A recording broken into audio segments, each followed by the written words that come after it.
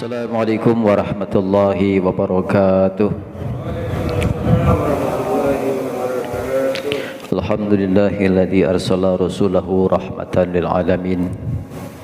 Asyhadu an la ilaha illallah al-khaliqul haqqul mubin wa asyhadu anna Muhammadar rasulullah shadiqul wa'dil amin. Allahumma shalli wa sallim ala sayyidina Muhammadin fil awwalin wal akhirin wa ala alihi wa sahbihi ajma'in, amma ba'du.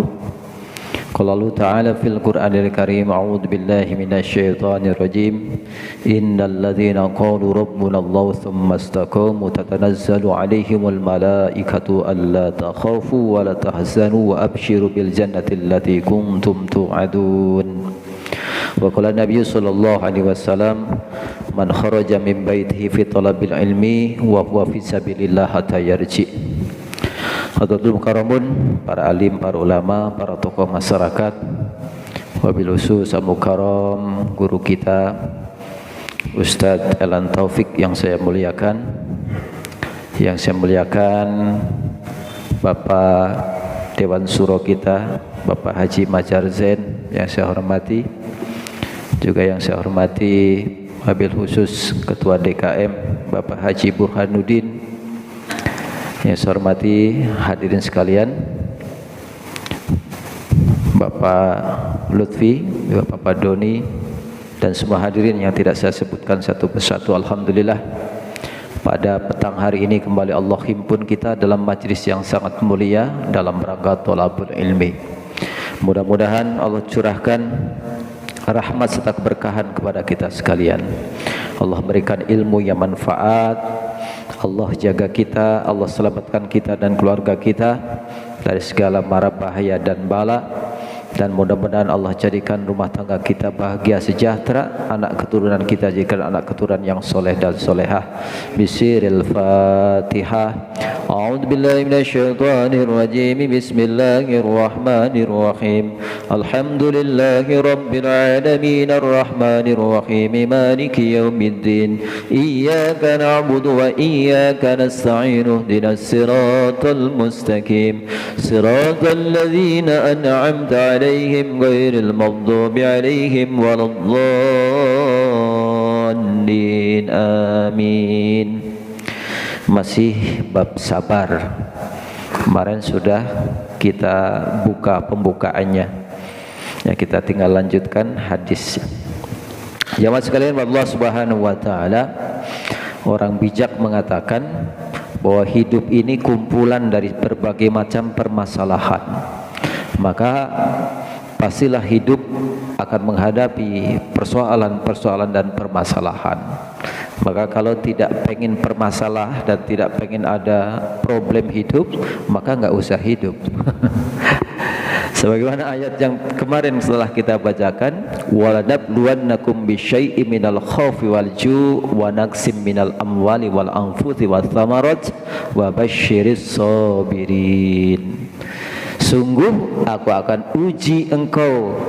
Yang pertama rasa takut, yang kedua lapar, ketiga kekurangan harta, yang keempat kekurangan jiwa, yang kelima kekurangan buah-buahan. Jadi pastilah di antara kita ada saja yang diuji oleh rasa takut. Enggak diuji oleh rasa takut, diuji dengan kelaparan. Ya mungkin kalau di sini enggak ada orang kelaparan, ya. Ya, kebetulan saya ikut diajak sama Ibu Gubernur kemarin gitu, keliling-keliling kampung yang terlibat dalam organisasi Bekasi Bergerak. Ternyata banyak orang lapar, Pak, di pelosok-pelosok, bukan tempat jauh, tempat di Bekasi ini. Banyak orang yang hari ini makan masih bingung besok mau masak apa. Ya, kalau Cibitung ini alhamdulillah berkah, berkah. Asal mau ngaji kenyang dah, kenyang. Apalagi ada orang meninggal kenyang kita. Makanya Ustadz di Cibitung mah montok-montok, banyak berkat. Alhamdulillah. Tapi ada di tempat-tempat lain yang luar biasa. Apalagi saat pandemi seperti ini, ya, luar biasa. Oleh sebab itu ada diuji dengan lapar. Ada yang diuji dengan kehilangan harta, perusahaannya kalau tidak bangkrut pasti omsetnya jatuh, itu berarti kekurangan harta. Ada yang kekurangan jiwa, kehilangan orang-orang yang kita cintai, diambil bapak kita, orang tua kita, atau anak kita, kan kekurangan jiwa tuh.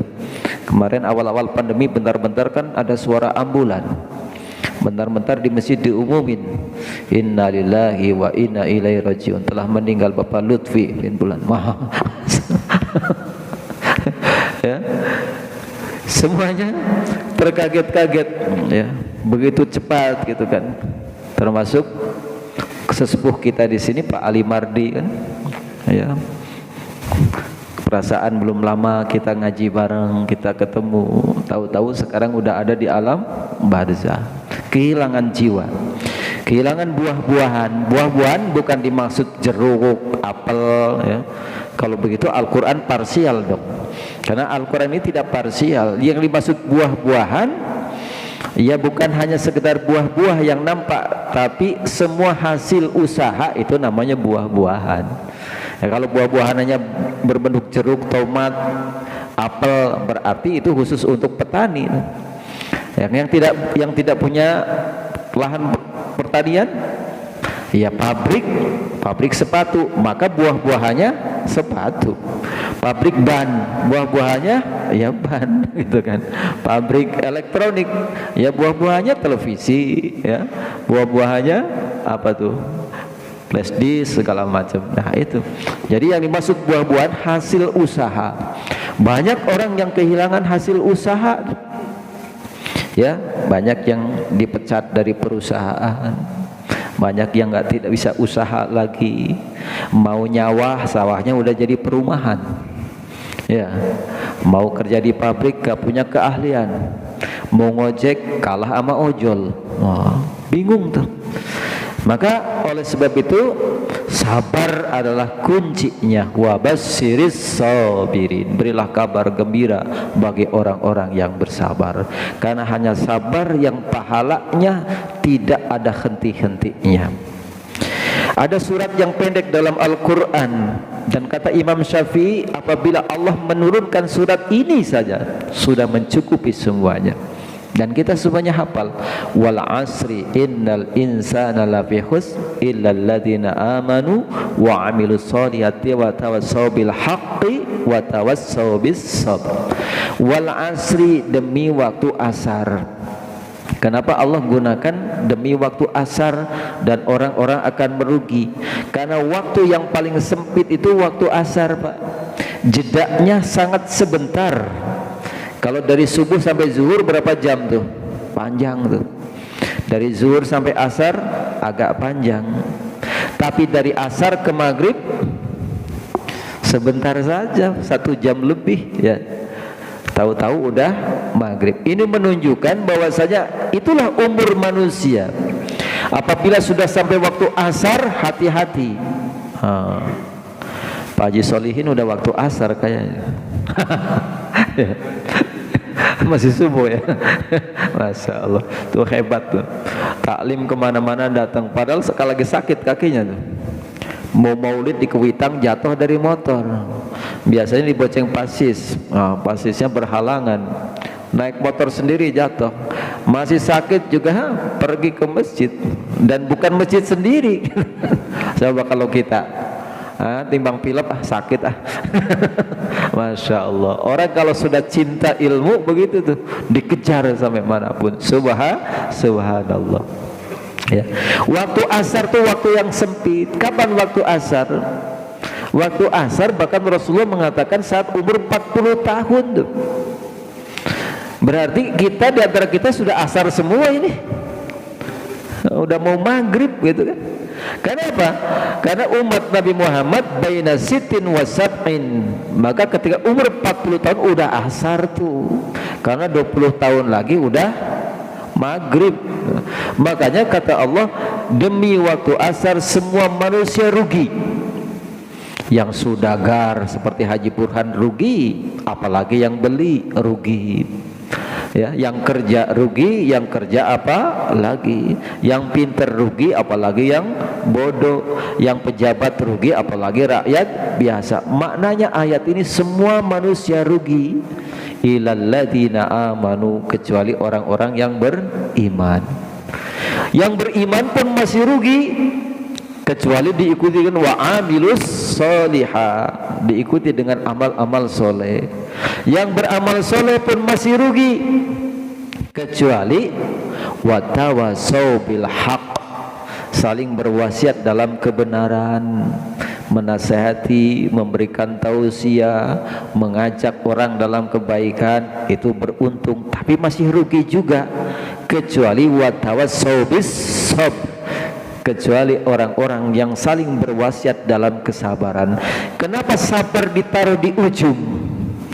Karena inilah ruhnya ibadah kita ada dalam sabar. Iman kita hebat katanya, amal kita banyak, kita tukang tausiah, tukang ceramah, tukang ngajak kebenaran, tapi ujungnya tidak sabar, hancur semua amal. Karena sabar ini penentu kesuksesan kita. Saya sering menyontohkan, ibarat misalnya kita memelihara anak yatim, atau kita pungut anak yang gak jelas orang tuanya.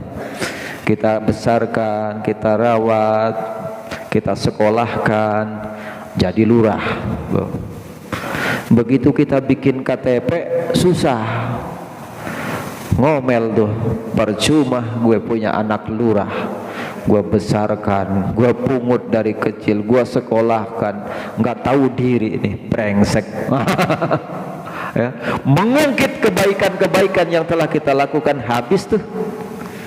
Dari bayi kita rawat, kita sekolahkan, selesai karena nggak sabar. Atau pernah kita bersedekah, pernah menolong orang, suatu saat orang itu mengecewakan kita, atau panitia masjid ini mengecewakan kita, kita ungkit tuh sedekah kita. Kita kemudian menyebut-nyebut itu, hancur itu. Itulah setan, senantiasa akan mengganggu, merusak amal kita. Dari mulai kita akan beramal, ditahan-tahan tuh, janganlah, udah. Ngapain ke masjid, ngantuk, istirahat saja sambil nonton sinetron, minum kopi enak. Nah, masih berangkat juga tuh, digoda, ngantuk lah gitu kan, ngobrol lah di masjid, apa riak lah kita, rusak saja amal kita. Ngajinya tawajuh, amalnya ikhlas, masih dikuntit terus Pak, dirusak, kapan dikena, kapan dikena, kapan dikena, dicari celahnya, hingga akhirnya amal itu karena tidak sabar habis. Dan ujung setan menggoda kita habis-habisan, mengerahkan semua kesaktiannya saat kita sakaratul maut Pak. Karena seumur hidup setan sudah menggoda kita, maka dia pengen sakaratul maut orang itu habis amalnya. Maka itu perlunya talqin ketika kita lagi sakaratul maut, itu di situ Pak. Jangan tinggalkan kalau ada orang sakaratul maut, talqin terus dengan bacaan la ilaha illallah, la ilaha illallah, bisikan terus di telinganya. Karena godaannya sangat luar biasa tuh. Saat sakaratul maut tuh orang-orang yang kita cintai itu pada datang menawarkan kebaikan, bahkan mantan yang dulu nolak kita datang Pak, bawa air minum, udah minum Mas, yang penting kamu jangan ucapkan la ilaha illallah. Tuh, makanya talqin terus dengan la ilaha illallah. Nanti kalau sudah nazak, apa nazak, udah mabok, udah hampir lepas tuh, udah tersenggal-senggal, jangan la ilaha illallah, tapi Allah, Allah, Allah. Takut kalau kepanjangan nanti cuma sepenggal sudah keburu meninggal. Kalau la ilaha mati, gawat itu Pak. Apa la ilaha? Tidak ada Tuhan, wah gawat. Makanya Allah, Allah, Allah. Nah, jadi anak-anak yang soleh itu perhatikan, ketika orang tua lagi sakaratul maut, buru-buru ditalkin. Jadi talkin yang baik bukan saat di kuburan saja, saat justru sakaratul maut itu saat yang paling berat tuh. Nah, tadi ujung ayat itu berwasiat dalam kesabaran. Jadi sabar ini puncak yang harus kita pertahankan, terus kita jaga. Sabar tidak ada batasnya. Kalau ada batasnya bukan sabar. Kan suka kita dengar, kesabaran saya sudah habis. Nggak sabar tuh. Yang sabar itu nggak ada habisnya, nggak ada batasnya. Baik, kita lanjutkan ya kajian kitab kita. Hadis yang pertama bab sabar.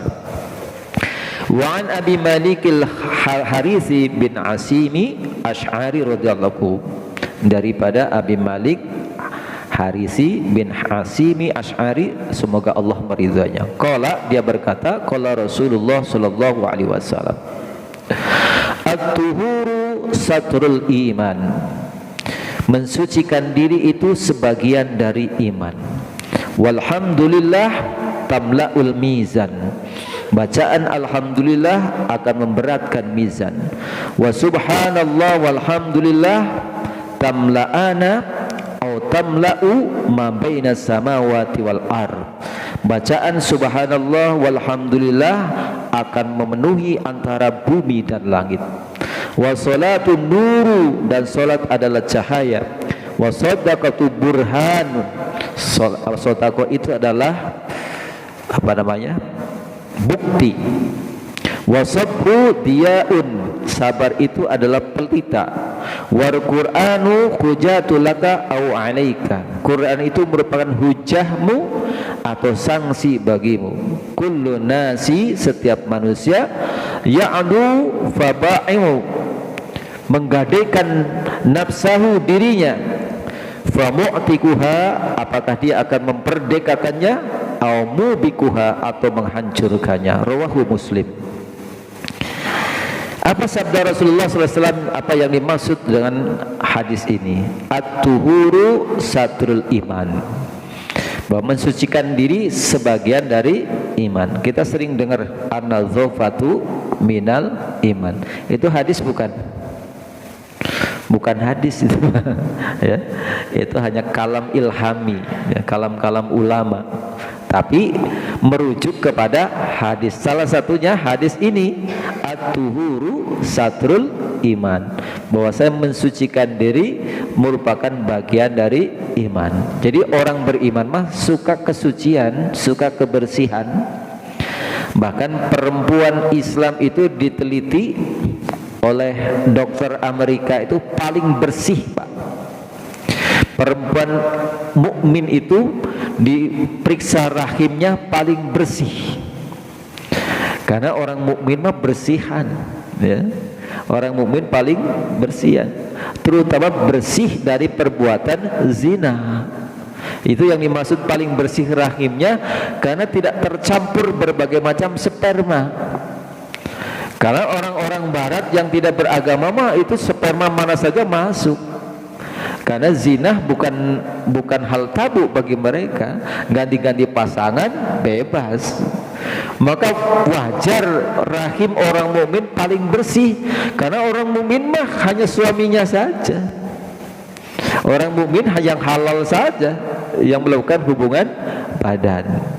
Meskipun ngeri juga nih sekarang ada akan undang-undang pendidikan, di mana misalkan anak laki-laki dan perempuan saling pegang kemaluan, kemudian ketangkep dia mengatakan orang saling ridho kok, ya, suka sama suka, maka nggak ada hukum itu, Pak. Ngeri nggak? Ngeri banget tuh.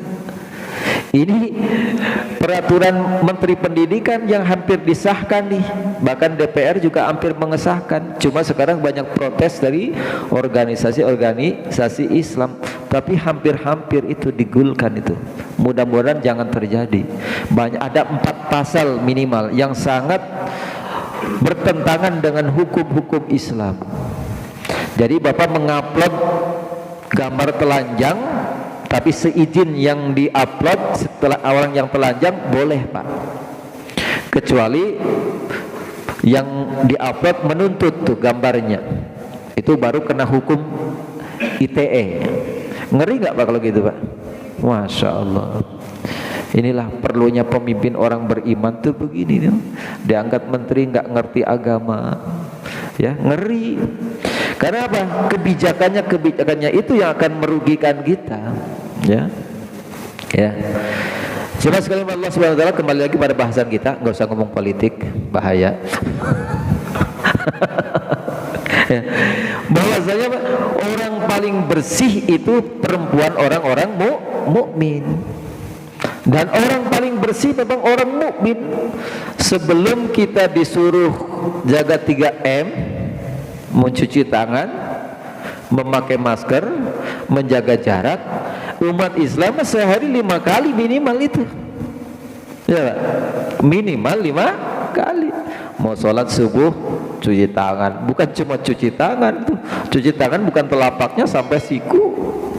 Cuci muka, membasuh rambut, telinga, kaki, semuanya. Maka orang mukmin itu orang yang paling bersih. Sikat gigi yang menemukan tuh orang mukmin, siwak tuh dari orang mukmin, Pak. Ya. Saat mandi itu orang bule itu mandi bisa seminggu sekali. Ya. Tapi orang kita, misalnya kita mandi sehari nggak mandi, enak nggak, Pak? Enak. Kita mah habis kumpul sama perempuan, sama istri kita wajib mandi. Mereka mah nggak perlu mandi, cebok aja nggak pakai air. Makanya kalau masuk hotel-hotel mewah, masuk mall-mall mewah, kan nggak disediakan air, Pak. Pakai apa? Pakai tisu. Ya. Apa enaknya coba cebok pakai tisu? Ya, kita pakai air saja berulang-ulang rasanya masih kurang kalau airnya sedikit. Apalagi pakai tisu doang. Masya Allah, nggak apa-apa, biarin, nggak apa-apa. Ya, jadi orang mukmin mah paling bersih. Makanya kebersihan sebagian daripada iman. Walhamdulillah tamla'ul mizan. Bacaan alhamdulillah memberatkan mizan. Jadi kalau bapak-bapak ingin berat timbangan mizannya, timbangan amalnya, perbuatannya, itu banyak zikirnya alhamdulillah, alhamdulillah, alhamdulillah. Itu memberatkan mizan. Bahkan afdalu doa alhamdulillah. Seutama-utamanya doa adalah alhamdulillah. Jadi bapak punya hajat banyak, bingung mau nyebutin saking banyaknya hajat, zikirnya alhamdulillah aja. Alhamdulillah, alhamdulillah, alhamdulillah, alhamdulillah, alhamdulillah, alhamdulillah. Tuh. Ada di Jawa Timur kiai disebutnya kiai alhamdulillah. Karena zikirnya senantiasa alhamdulillah. Dan ada peristiwa apapun dia ucapkan alhamdulillah. Mbah putune ngantun, Mbah, alhamdulillah. Cucunya meninggal, alhamdulillah. Nah, itu ditulis di bukunya Gus Dur tuh, tertawa mati dengan bersama Gus Dur. Ya. Ditulis di bukunya Lawakan Gus Dur, anekdot-anekdot. Suatu hari rombongan kiai itu berangkat naik travel mau ziarah. Ya. Kemudian lewat jembatan di mana kalinya jernih, banyak perempuan-perempuan mandi di situ. Begitu kiai-kiai itu ngelihat ke bawah, lihat perempuan pada mandi, astagfirullah. Itu satu kiai alhamdulillah. Karena zikir dia selalu alhamdulillah. Alhamdulillah. Alhamdulillah. Loh, Pak, kok alhamdulillah? Ya, alhamdulillah rezeki. Alhamdulillah bukan istri saya, alhamdulillah bukan anak saya, gitu. Ya. Jadi kilahnya ada aja tuh. Jadi zikirnya memang alhamdulillah itu kiai. Jadi apa saja alhamdulillah. Jadi amalkan hadis itu tuh, afdalu doa alhamdulillah. alhamdulillah. Seabdul-abdulnya doa alhamdulillah. Bahkan kalau kita pengen banyak hajat, alhamdulillah aja Pak. Alhamdulillah, alhamdulillah, banyakin memuji Allah. Ya.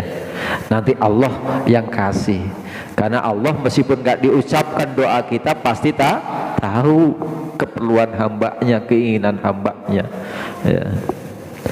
Kemudian wa subhanallah walhamdulillah tamla'ana atau tamla'u ma baina samawati wal ard. Ucapan subhanallah walhamdulillah. Tadi alhamdulillah saja, tapi kalau dibarengi subhanallah walhamdulillah itu pahalanya memenuhi langit dan bumi, Pak. Jadi kalimah ringan yang pahalanya luar biasa ini ringan nggak diucapkan subhanallah walhamdulillah, nggak berat subhanallah walhamdulillah, tapi pahalanya memenuhi langit dan bumi. Masya Allah. Makanya kalau kita diperlihatkan pahala zikir itu terkaget-kaget, Pak.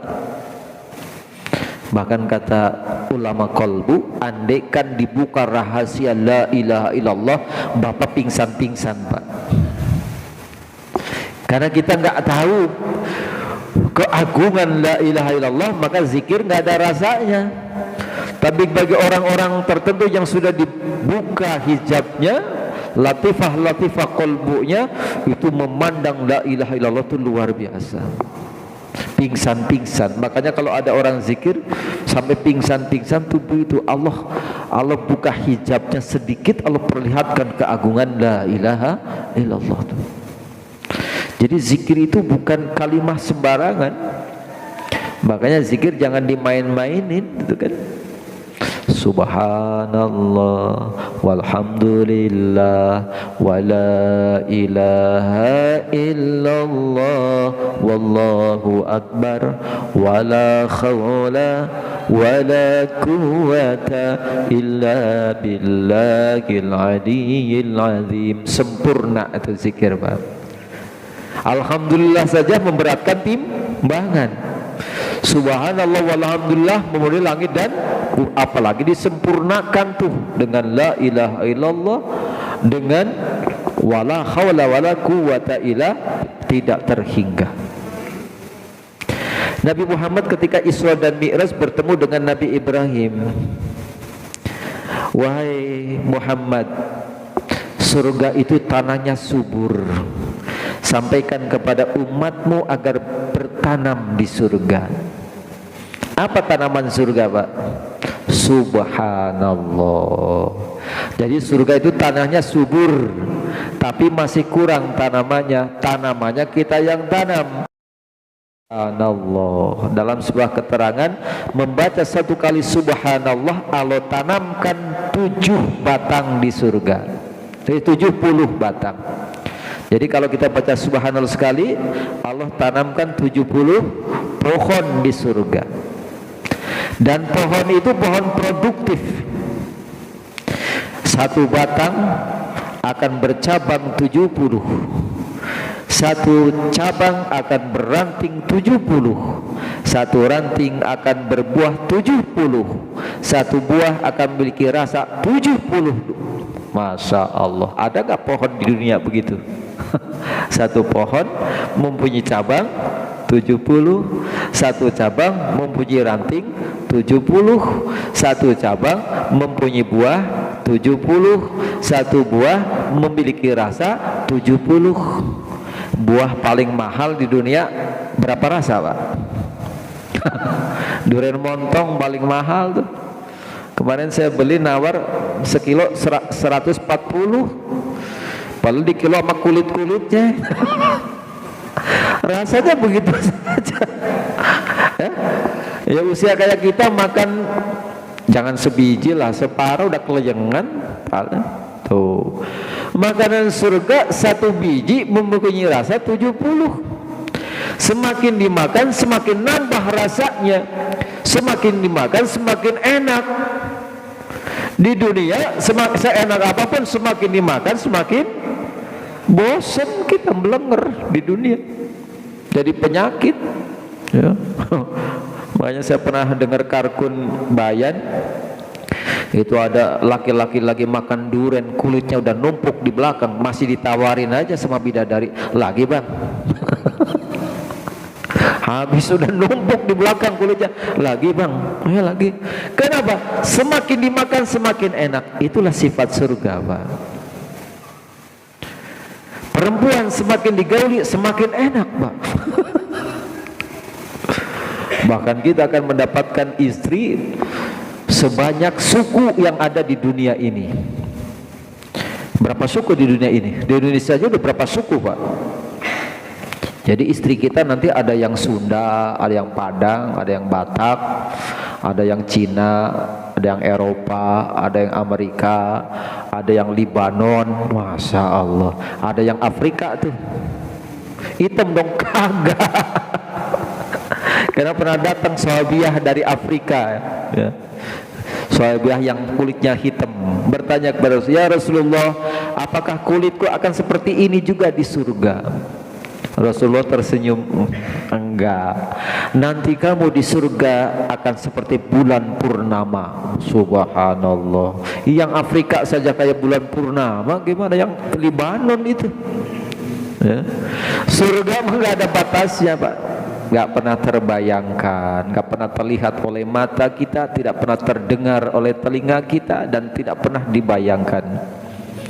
Pokoknya semuanya ajib.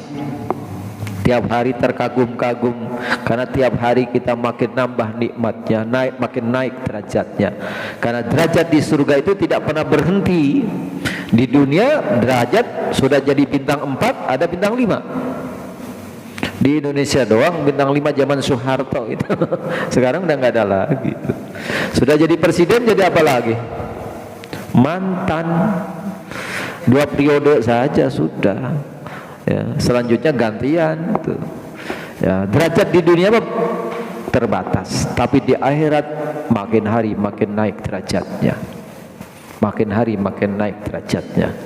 Maka utamakan akhirat dibanding dunia, karena masa depan orang mukmin itu nanti di akhirat, bukan di dunia. Ya. Wa salatun nur. Jadi salat itu cahaya, Pak. Belum nanti di akhirat, di alam barzah saja solat akan memberi cahaya kepada kita. Kubur itu tempatnya lembab, kubur itu tempatnya gelap, kubur itu tempatnya sempit. Tapi bagi orang yang solat, kuburnya terang, kuburnya luas, kuburnya indah. Tuh bedanya orang mukmin dengan orang kafir. Pada dasarnya, pada awalnya kubur gelap, kubur lembab, kubur sempit. Tapi bagi orang mukmin yang sholat, sholatnya jadi cahaya. Sholat kita akan memberi terang, terang benerang kuburnya, Pak. Luas kuburnya, nyaman kuburnya, indah kuburnya. Karena setelah kita ditanya oleh KPK di kuburan, siapa KPK-nya? Mungkar dan Nakir.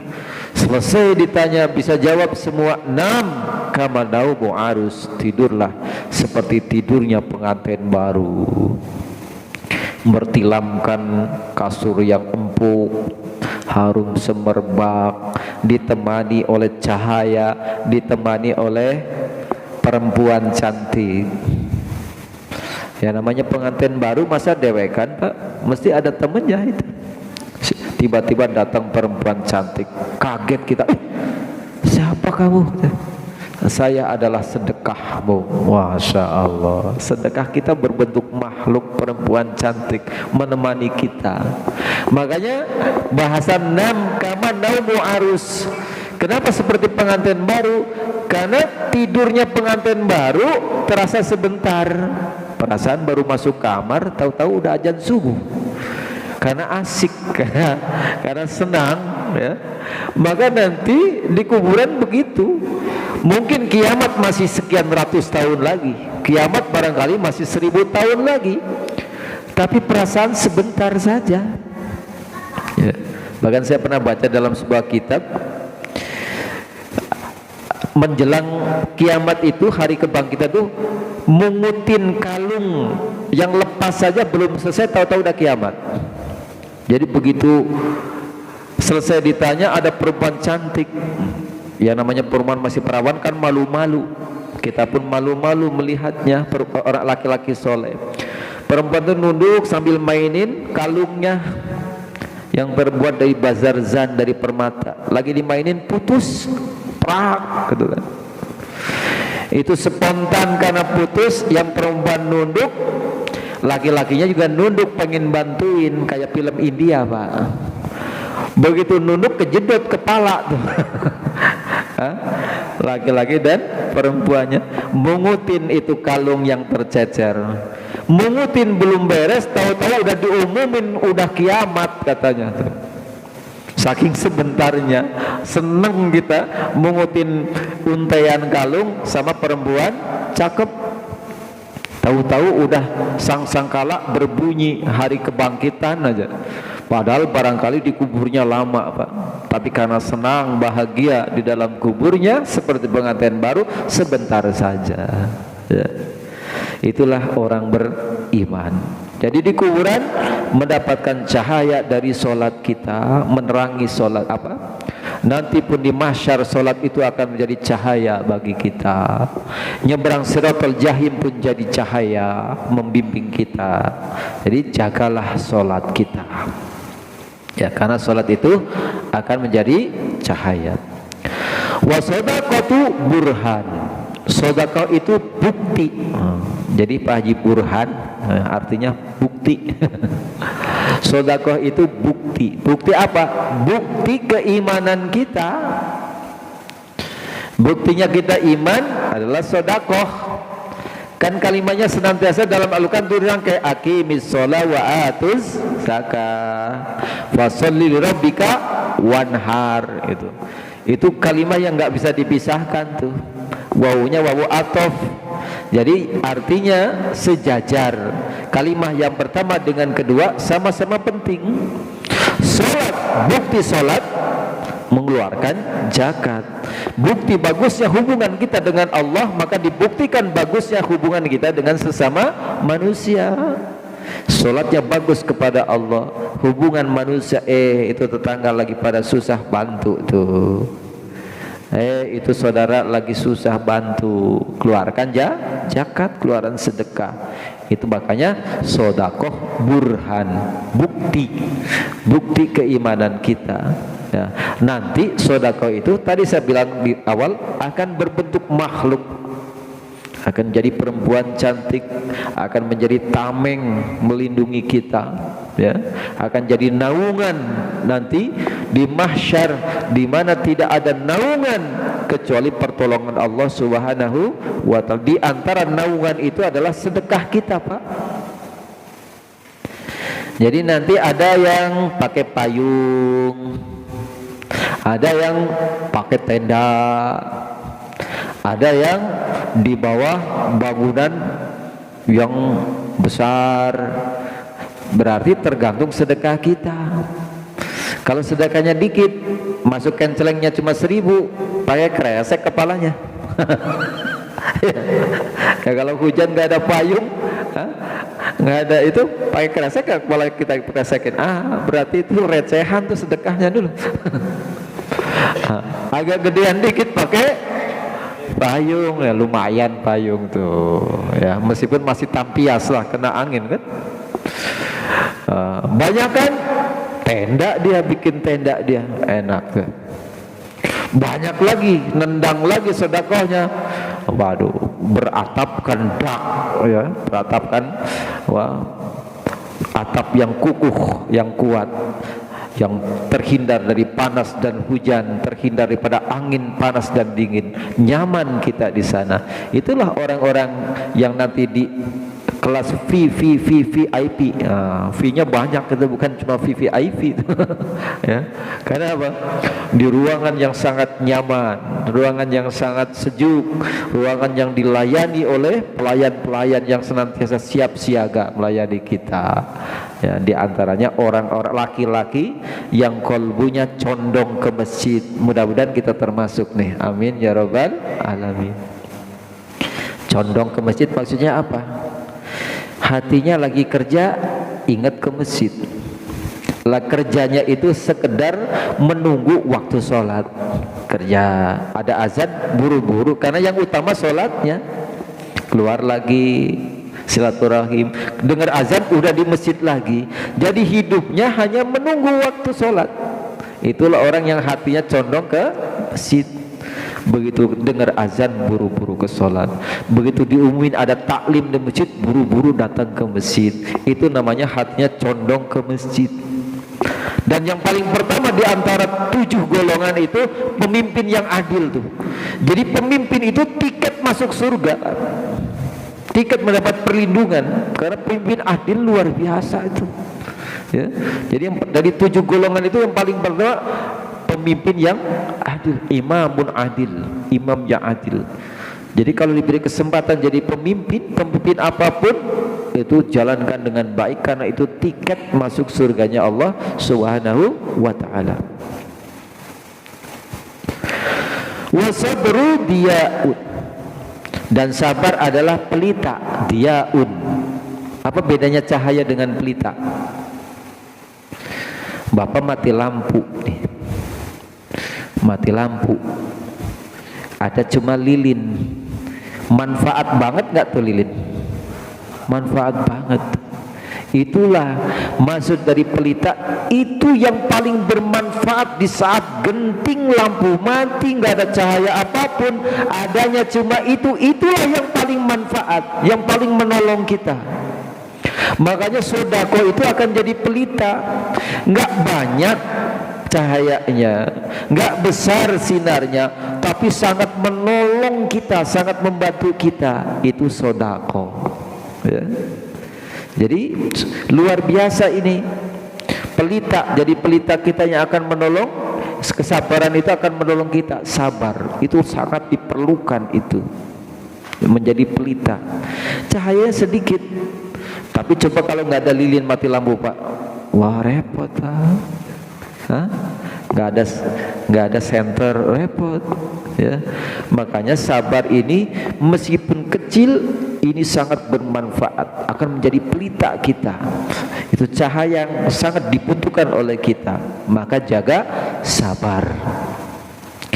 Wal Qur'an hujatun, wal Qur'an hujatun laka au alaika. Quran itu hujah. Apa hujah? Jawaban-jawaban dari berbagai macam persoalan, jawaban-jawaban dari berbagai macam pertanyaan ya. Orang debat, mendebat kita agama lain atau aliran lain mendebat kita, hujahnya Al-Quran jawabannya ya. Sekarang kalau debat nggak paham dalil ya kalah ya. Apalagi saudara-saudara kita sekarang sangat mencari ayat-ayat buat nyalah-nyalahin kita. Kalau kita nggak punya jawabannya kalah tuh kan, kalah gitu kan. Makanya penting sekali kita menghafal Al-Quran, memahami hujah-hujah untuk jawaban-jawaban dari persoalan-persoalan, permasalahan-permasalahan, dari pertanyaan-pertanyaan. Jawabnya Al-Quran. Au alaika, atau sanksi. Kan Al-Quran itu selain hujah juga sanksi-sanksi buat kita. Artinya ada hukum-hukum yang harus kita taati. Apabila berzina hukumnya ini, mencuri hukumnya ini ya, apabila melanggar aturan ini hukumnya ini. Itu kan sanksi buat kita. Jadi Al-Quran itu selain hujah adalah sanksi-sanksi buat kita.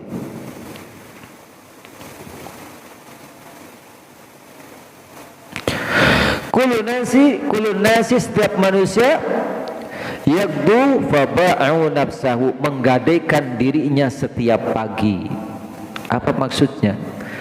Jadi setiap pagi itu kita menggadaikan diri kita, berjual beli dengan Allah Subhanahu wa ta'ala. Famu'tikuha, ada yang memerdekakan dirinya. Artinya orang itu dari mulai pagi sampai tidur itu sedang menggadaikan dirinya. Apakah kita berdagangnya dengan benar dan menguntungkan diri kita, atau kita santai-santai dagangnya sehingga bangkrut? Maksudnya apakah hidup kita diisi dengan ibadah, dengan amal-amal baik, perginya ke pasar jadi ibadah karena niat cari nafkah di jalan Allah untuk menafkahi keluarga dan untuk bekal ibadah, perginya ke kantor niat ibadah, kerja apapun kita niat ibadah, semuanya diisi dengan ketaatan kepada Allah. Ini melanggar Allah, melanggar aturan Allah dihindari. Ini yang mendapatkan pahala dijalankan, itu namanya berdagangnya benar tuh. Maka dia akan merdeka, beruntung. Atau mubikuha, atau menghancurkan dirinya. Artinya Allah sudah berikan kesempatan kita hidup, diberikan kesehatan, diberikan rezeki, tapi tidak digunakan untuk ibadah, tidak digunakan untuk kebaikan. Berarti dia rugi tuh perdagangannya. Udah menggadaikan dirinya kepada Allah tapi rugi, tidak dimanfaatkan dengan baik, tidak dipakai untuk taat kepada Allah, maka dialah orang yang menghancurkan dirinya. Ibarat orang dagang, modalnya sekilo 5.000 dijual 2.000, atau malah dibagi-bagikan, dihambur-hamburkan, bangkrut nggak tuh orang dagang?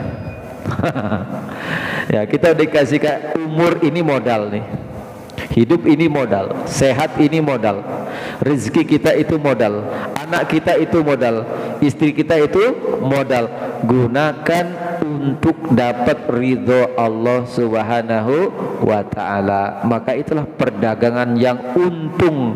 Dagang dengan siapa? Dagang dengan Allah. Maka kita menjadi merdeka, menjadi selamat nanti di akhirat, karena kita benar dalam hidup ini seperti dagang yang mendapatkan untung besar. Tapi kalau kita hidup kita hambur-hamburkan waktu percuma, tidak bernilai ibadah, bahkan naudzubillah bermaksiat kepada Allah, maka itulah orang yang menghancurkan dirinya, celakalah dia nanti di akhirat. Naudzubillah, subhanaudzubillahi min dzalik. Semoga kita tetap menjadi orang yang sabar, dan semoga kita tetap menjalankan ibadah-ibadah, zikir-zikir, salat, sedekah, semuanya itu akan kita tuai di akhirat dan akan menyelamatkan kita. Shadaqallahul adzim. Allahumma shalli ala sayyidina Muhammadin wa ala ali sayyidina Muhammad. Allahumma ighfir lana dzunubana wa li walidayna warhamhuma kama rabbawna shighara.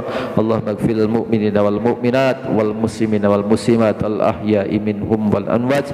Allahumma inna nas'aluka salamatan fid din wa afiyatan fil jasad wa ziyadatan fil ilmi wa barakatan fi rizqi wa taubatan qabla al maut wa rahmatan 'indal maut wa maghfiratan ba'dal maut. Allahumma hawwin 'alaina fi sakaratil maut wan najat minan nar wa fa'idal hisab. Rabbana atina bil ladunka rahmatan wa hayyi lana min amrina rasyada. Rabbana atina fid dunya hasanah wa fil akhirati hasanatan wa qina adzaban nar. Wassalamu alal mursalin walhamdulillahi rabbil alamin. Kurang lebihnya mohon maaf. Wabillahi taufiq wal hidayah. Wassalamualaikum warahmatullahi wabarakatuh.